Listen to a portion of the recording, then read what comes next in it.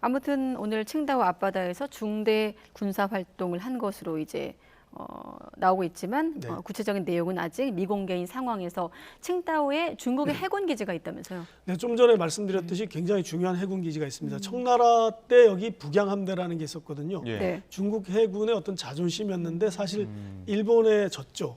예. 그래서 굉장히 그 치욕적인 그런 장소이기도 합니다. 근데 여기다가 이제 북부전구에 해군 본부 기지를 네. 여기다 두고 있는데 여기에 그러니까 굉장한 무장력이 있는 거죠. 해군력이.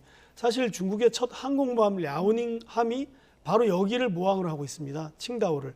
그다음에 이제 중국이 자랑하는 여러 가지 구축함, 최신의 구축함들도 있고요. 또 여기 공격용 핵추진 잠수함이 3척이 있고 또 전략 핵잠수함. 그러니까 전략 핵잠수함이라는 거는 이제 SLBM을 발사하는 그런 대형 잠수함인데 그것도 여기 배치해 놨습니다. 그러니까 지금 지도를 보면 북부전구 칭다오 이렇게 써 있는 곳에 랴오닝함이 있고 그다음에 동부전구에서는 닝보, 상하이 바로 앞쪽인데요. 거기에 이제 푸젠함이 지금 진수만 돼 있지 아직 그 실전 배치는 안 됐습니다. 아직 시험 테스트 여러 가지 뭐 장착해서 쏴보고 하는 그런 일을 하는데 거기다 네. 배치할 예정으로 알려져 있고요. 그다음에 저 남부전구에는 이제 그 산샤 위에 잔장이라고 하는 항구에 항공모함을 배치해놨는데 제 1호가 바로 칭다오에 배치돼 있다는 거죠.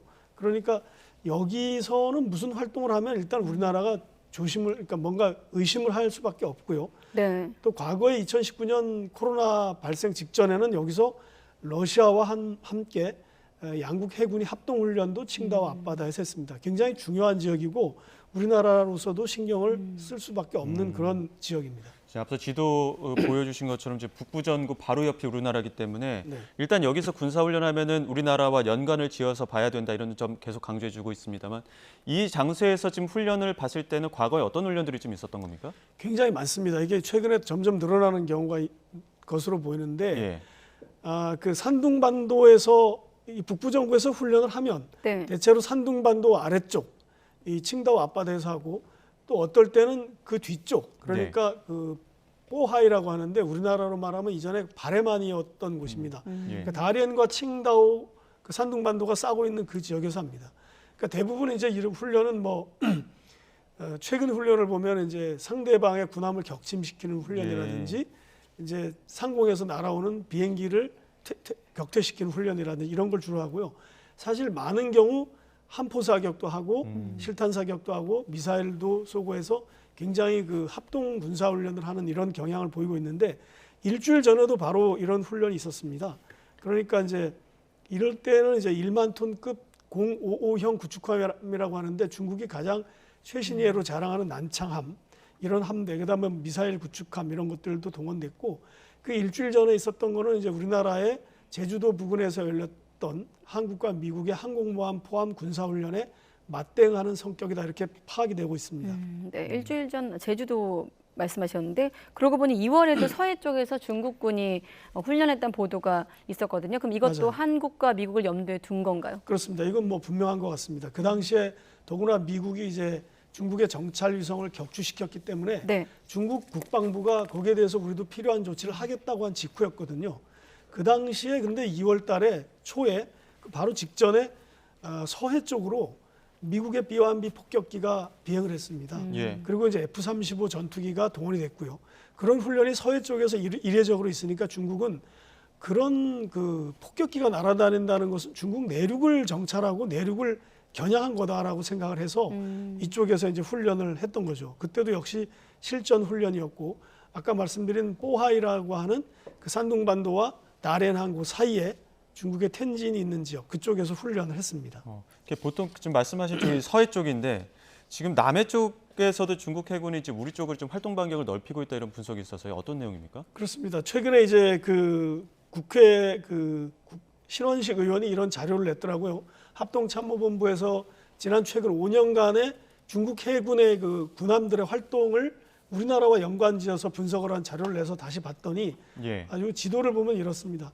저 세로로 점으로 된 게 중국이 주장하는 말하자면 이쪽으로는 군사활동을 하지 말아달라고 하는 선입니다. 네. 저거를 이제 중국에서는 어떤 그 작전 통제선 이런 식으로 부르고 있고요. 그러나 우리는 저 하얀 선을 주장하고 있습니다. 예.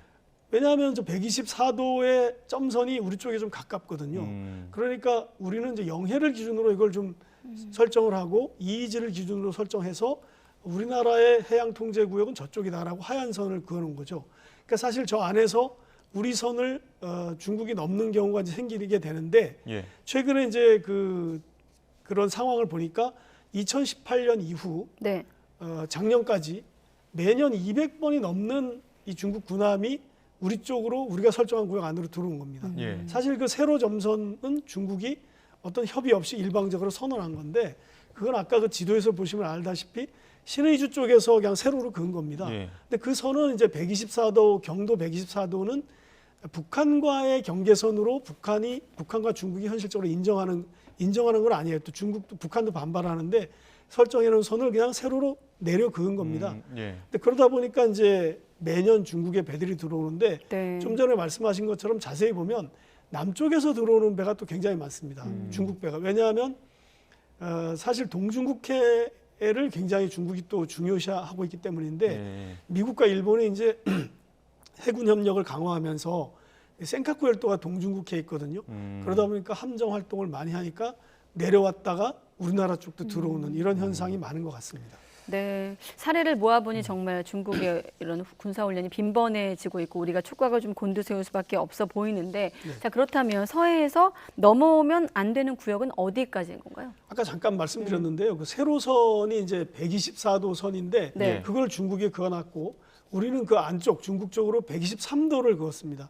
이 정도 위도에서는 한 88km 정도의 차이입니다. 1도 차이가. 그러니까 우리는 동경 123도, 네. 중국은 동경 124도. 우리 쪽으로 중국은 더 갔고 우리는 중국 쪽으로 더 갔죠. 예. 그렇게 했는데 이걸 사실을 왜 걷을까? 이제 서로 만약에 이걸 긋지 않으면 어떤 잠정선을 긋지 않으면 굉장히 군사적 그 우발 충돌의 가능성도 있고 네. 서로 경계를 계속해야 되니까 서로 마이너스죠. 그러다 보니까 어느 정도 그어놨는데 이게 지금 제대로 서로 협의가 안 됐기 때문에 넘어오는 그런 경우도 많은데 최근 들어보면 이렇게 매년 200번 이상 이 서해뿐만 아니라 남해 동해에서 중국 배가 들어온다는 것이 통계적으로 나오고 있습니다. 예.